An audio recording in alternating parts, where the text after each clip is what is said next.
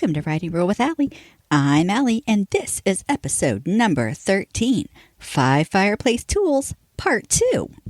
You can find this episode's notes and helpful links to learn more on my website, AllieHart.com. That's ALLEYHART.com. Now, on to the show.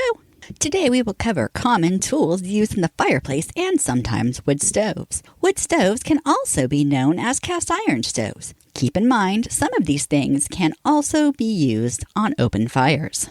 Number 6. Fire tongs. Fire tongs are roughly 38-inch metal rods. They are connected in the middle to make a lever similar to scissors. Fire tongs have an indent handguard or handle on one end and an indent on the other end for gripping around a log. They are used for grabbing and moving logs, coals, and embers. I'll be honest, this isn't one that I've used often. We used it more for moving embers that popped out of the fire than for anything else. However, it does a great job of holding and picking up logs.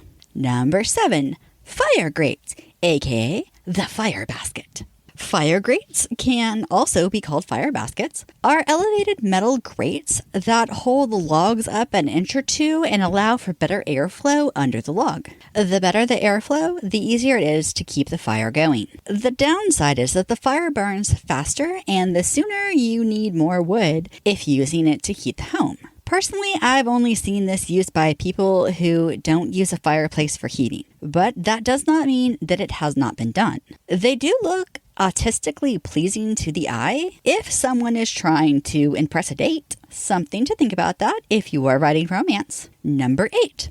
Fire screen, aka fire guard. Sometimes firewood holds trapped moisture in it. As the fire heats the water, it turns into steam, and if the steam has no escape, it can burst out or pop. This can cause the embers to jump out of the fire. This is where the fire screen comes in. These are screens or grids of screens placed in front of a fireplace to stop sparks or popping embers from leaving the fireplace and potentially catching the house on fire. I have also had a screen that was chain link that moved like a curtain in front of the fire. It was built directly into the fireplace, while most screens are not attached to the fireplace. As with most things on this list, it was made of metal. Originally, fire screens were made as a way to direct the heat. They were made of leather, silk, wood, paper mache, and wicker. I'm cringing thinking about the embers popping out onto some of those. Both now and in history, fire screens could be anything from plain to elaborate. Many of the silk screens had embroidery on it.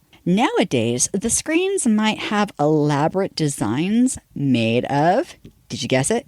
Metal. However, most people have a plain screen that is about function rather than looks.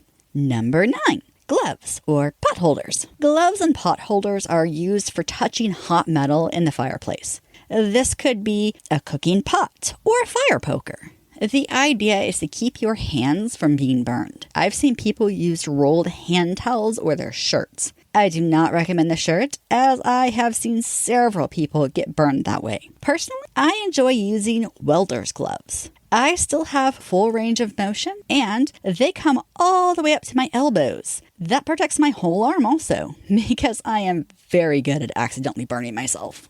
An added benefit is that it has a higher temperature of ignition than most others, and has better insulation to keep the heat from transferring onto your fingers. That is my personal like, and I have not met many people who do this, so take that with a grain of salt. Number 10. Heat shield. Heat shields are made to protect the floors, walls, and more from becoming so hot that they catch on fire. Heat shields can be made of many different things, including brick, stone, tile, enamel, aluminum, copper, and other metals. Unlike heating pads from part 1, heating shields are rigid and can be used on the walls. Heat shields should be no thinner than ½ inch. Most are usually 1 inch or thicker. Different companies make different heat shields to withstand different temperatures. My personal rule of thumb is that since wood embers are between 900 degrees Fahrenheit and 1,650 degrees Fahrenheit, I pick ones that can withstand temperatures higher than that. Okay, I admit it.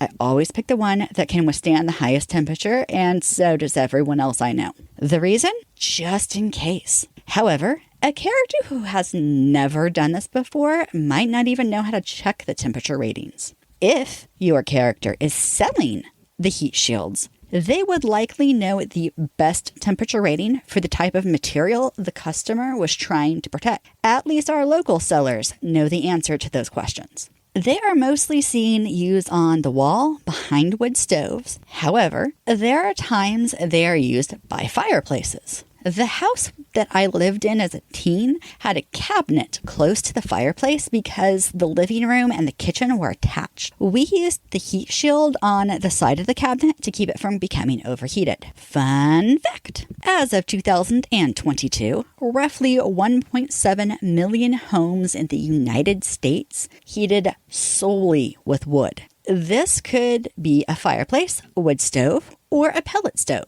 Pellet stoves use small wood pellets for heating. Now for everyone's favorite part. What could possibly go wrong? Well, let me tell you. Likely to go wrong. Your character tries to move the fire basket without realizing it is still hot and burns their hand. If the wood has burned down enough that it is now under the basket, they might not realize that it has not had enough time to cool down. Also likely to go wrong, your character decides to use their shirt as a pot holder, burns their hand, then drops whatever they are holding. If it's food, they might get scalding food spilled on them. The pot could also be so hot that it could catch things on fire. Possible to go wrong, the fire screen was not placed correctly or left open, and an ember pops out.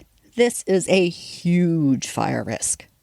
Also possible to go wrong, your character tries to use a cute oven mitt to take the pot or kettle off the fire, and their mitt's top layer melts.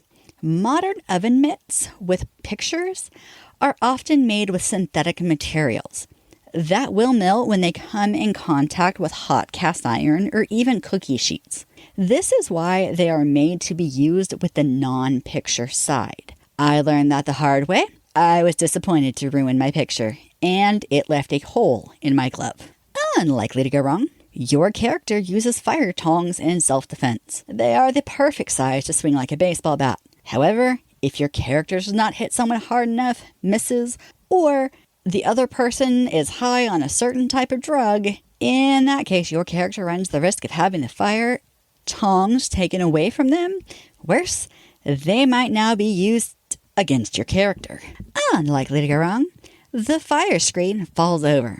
This leaves the home vulnerable to catching fire. And probable, but technically still in the realm of possibilities. The heat shield does not do its job, and the heat lights the wall, cabinet, or whatever it is shielding on fire. I have never heard of this actually happening. However, this could be a possibility if the heat shield was made incorrectly. Thanks for listening. To get this show's notes, or if you'd like to learn more, you can find that at my website, alleyhart.com. That's ALLEYHART.com. Subscribe and follow for more episodes. A new episode comes out every Monday. Until then, happy wordsmithing.